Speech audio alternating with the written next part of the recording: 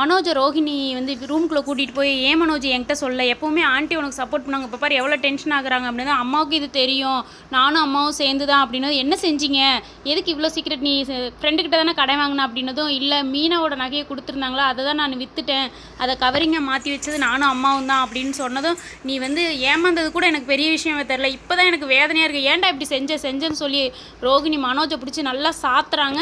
சாத்தினதுக்கப்புறம் கோவம் தீரல, உனக்கு அந்த மீனா நகை தான் கிடச்சதா, ஏற்கனவே நம்ம முத்து வந்து நம்மளை கேவலப்படுத்துவா, இப்போ இது தெரிஞ்சால் அவ்வளோதான், எதுக்கு இப்போ உங்கள் அம்மாவை நீ இப்படி செஞ்சிட்டீங்க சொந்த வீட்டுக்குள்ளேயே அப்படின்னு சொல்லி ரோஹிணி பயங்கரமாக டென்ஷன் ஆகி மனோஜுக்கு பயங்கரமாக திட்டு அடி எல்லாமே கிடைக்குது. இப்போ நான் சொல்கிறது நல்லா கேட்டுக்கோ, எந்த விஷயமும் வெளியே தெரிய வேண்டாம், நான் சொன்னதையும் என்கிட்ட நீ வந்து சொன்னதை ஆண்டிக்கிட்டையும் சொல்லாத அப்படின்னது. ஏன் அப்படின்னதும், உங்கள் அம்மா சொன்னதை மட்டும் கேட்டில்லை, என்கிட்ட சொல்லாமல் இருந்தில்லை, இப்போ மட்டும் என்ன கேள்வி கேட்குற, எனக்கு தெரிஞ்சது யாருக்கும் தெரிய வேண்டாம், இதை எப்படி சமாளிக்குங்கிறத பார்க்கலாம் அப்படின்னு சொல்லி பயங்கரமாக ரோஹிணி வந்து மனோஜை திட்டி முறைச்சி பார்ப்பாங்க. சரின்னு மனோஜ் சொல்லிடுவார். பிடிச்சிருந்தா ஒரு லைக் கொடுங்க. நீங்கள் என்ன நினைக்கிறீங்க கமெண்ட் சொல்லுங்கள்.